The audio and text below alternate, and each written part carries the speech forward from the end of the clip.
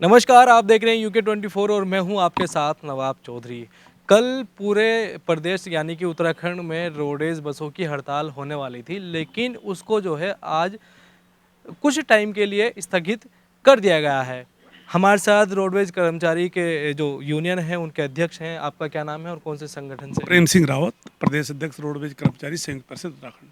आप लोग कल एक बड़ी जो है हड़ताल करने जा रहे थे और चक्का जाम टाइप का, तो क्या कुछ कहेंगे क्यों करने जा रहे थे और क्यों इसको स्थगित किया गया? देखो, इसमें हम लोगों का एक पहले मोर्चे के माध्यम से एक समझौता हुआ था। सभी यूनियनों ने, जो मान्यता प्राप्त यूनियन थी यहाँ पर है, उनका एक मोर्चे का गठन हुआ था।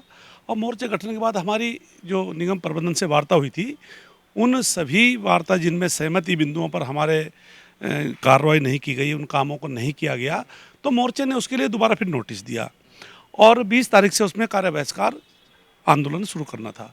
लेकिन अभी जीएम महोदय का एक पत्र आया कि भाई हम अभी एमडी साहब शहर से बाहर है और आप इसको स्थगित रखें, तो इसलिए फिलहाल ये स्थगित कर दिया गया है।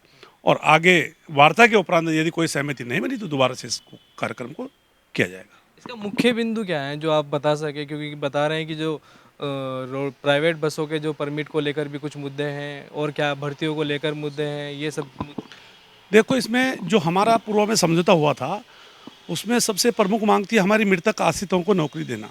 पूरे प्रदेश के अंदर ऐसा कोई विभाग नहीं है जहाँ पर जो है अनुकंपा के आधार पर नौकरी न दी जा रही हो, लेकिन इस विभाग में नहीं दी जा रही है।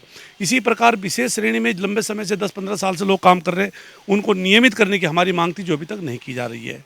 उसके अलावा जो विशेष श्रेणी वर्तमान में काम कर रहे हैं, जब तक नियमित उनको नहीं करते हैं, उनको साल भर में 2 लाख रुपए रिटायरमेंट के टाइम पे 2 लाख ग्रेजुएटी की मांग थी।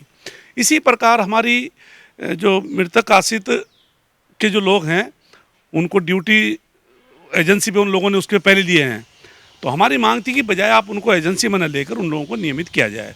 इस प्रकार हमारी कई ऐसी मांगें हैं जो मोर्चे के माध्यम से उठाई गई है। तो ये सब चीज़ें हैं।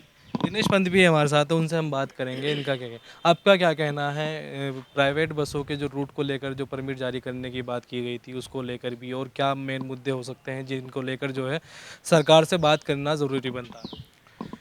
देखो, इसमें इस समय जो ज्वलंत समस्या परिवहन विभाग के सामने है वो ये है कि जो अभी तत्काल में आपने देखा होगा, पिछले हफ्ते सचिव परिवहन जी की अध्यक्षता में जो बैठक हुई है, और उसमें तमाम रूटों पे जो है निजी गाड़ी मालिकों को परमिट देने की बात कही गई है।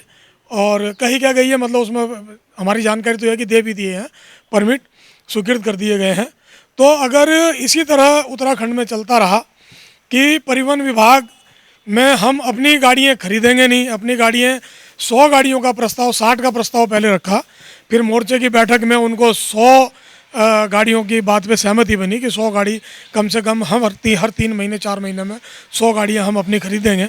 लेकिन वो अभी तक यात्रा सीजन सर पे खड़ा है, लेकिन रोडवेज अपनी गाड़ियाँ नहीं खरीद पाया। शासन सरकार में किसी ने भी इसमें कोई पैरवी नहीं की। अगर ये गाड़ियाँ समय से यहाँ आ जाती तो मैं समझता हूँ कि जो यात्रा सीजन, जो महत्वपूर्ण जो हमारे 4 धाम हैं, तो उनमें बहुत अच्छी सुविधा हम लोग अपने तमाम बाहर से आए हुए जनता को, तमाम लोगों को हम सुविधा दे पाते। तो अब ये है कि गाड़ियाँ जो हमारे पास पुराना बस बेड़ा है, यात्रा भी चलेगी और उन्हीं कहीं ना कहीं वो रूटों पे गाड़ियाँ लगी हुई हैं, रूटों से गाड़ियाँ हटेंगी और जनता को भी उसमें असुविधा का सामना करना पड़ेगा। अपनी गाड़ियाँ हमारे पास अभी हैं नहीं।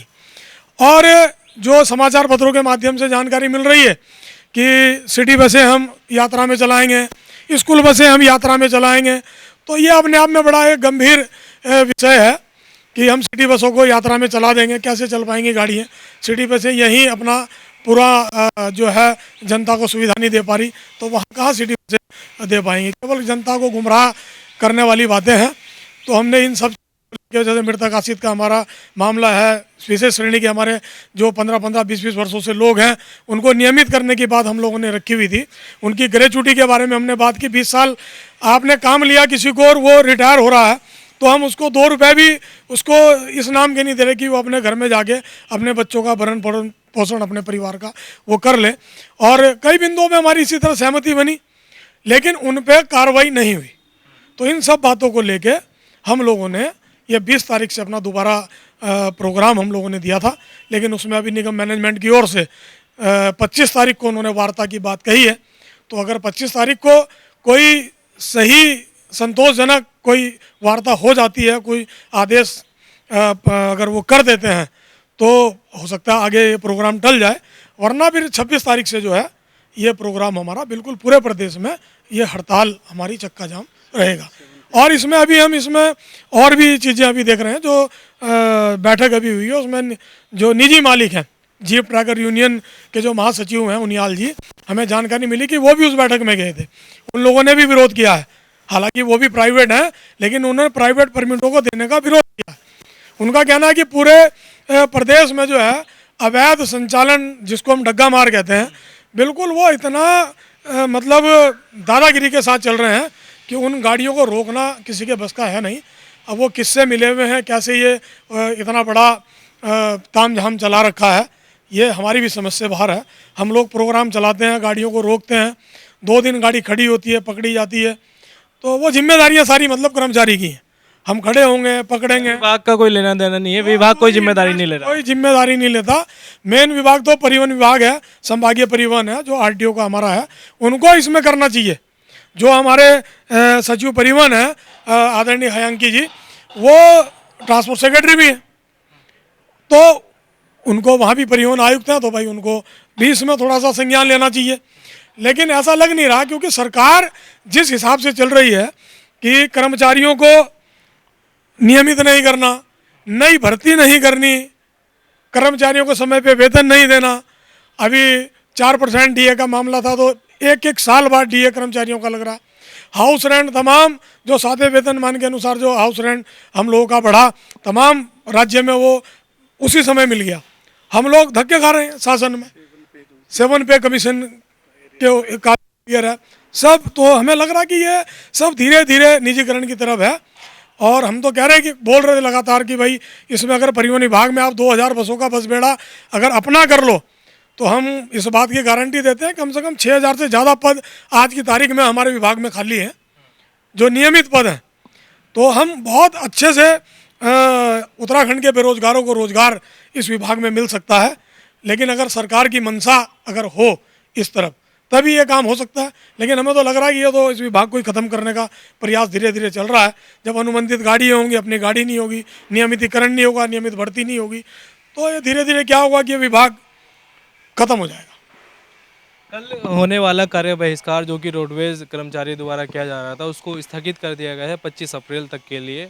तो इसका मतलब ये हुआ कि कल कोई भी जो है कार्य बहिष्कार नहीं होने वाला है। लेकिन जो है यहाँ पर कर्मचारियों की कई मांगे हैं, जिसको लेकर जो है वो होने वाली मीटिंग में उन मांगों को रखेंगे अधिकारियों के सामने, क्योंकि कई गंभीर मुद्दे हैं और कई गंभीर आरोप भी सरकार की कार्यशैली पर लग रहे हैं।